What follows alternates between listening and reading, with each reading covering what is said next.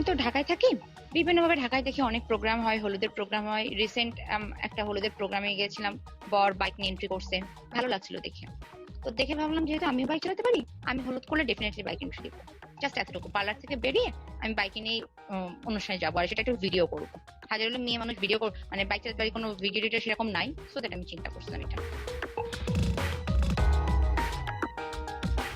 আমি normally bike চালানো শিখছি 2007 সাল থেকে, কিন্তু আপনার প্রফেশনাল ভাবে যদি বলি তাহলে আমি 2017 শেষের দিক থেকে আমি ঢাকায় বাইক চালানো শুরু করছি। বাইক না, স্কুটি বলবো, বাইক বলে ভুল হবে। আমার পার্সোনাল স্কুটি ছিল, যেটা আমি সেল দিয়ে দিয়েছি।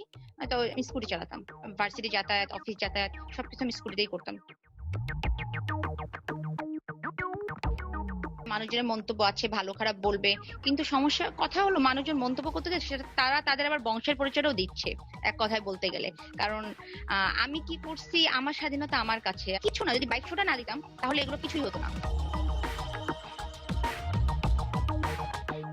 একটা কথা, যে বাইক চালাতে গেলে হেলমেট অবশ্যই ইউজ করতে হয়, করোনাকালীন মাস্ক ইউজ করতে হয়, সবকিছু আমি জানি, আমি স্বীকারও করছি। তবে ব্যাপারটা কি, একটু সময়ের জন্য ভিডিও করা, ভিডিওটাই যদি হেলমেট পরে চেহারা দেখা যায় না, আর আমার যে সাথে ছিল সেখানে তো হেলমেট পরা প্রশ্নই আসে না। তো আমি জানি এটা উচিত ছিল, কিন্তু আলটিমেটলি ভিডিও করার প্রেক্ষিতে শুধুমাত্র ভিডিওর জন্য আমাদের এটাকে ওয়্যার করি না। অবশ্যই আমরা যারা প্রত্যেকে বাইকার গ্রুপের মেম্বার আছি সবাই হেলমেটও পরি, করোনাকালীন মাস্কও ইউজ করি।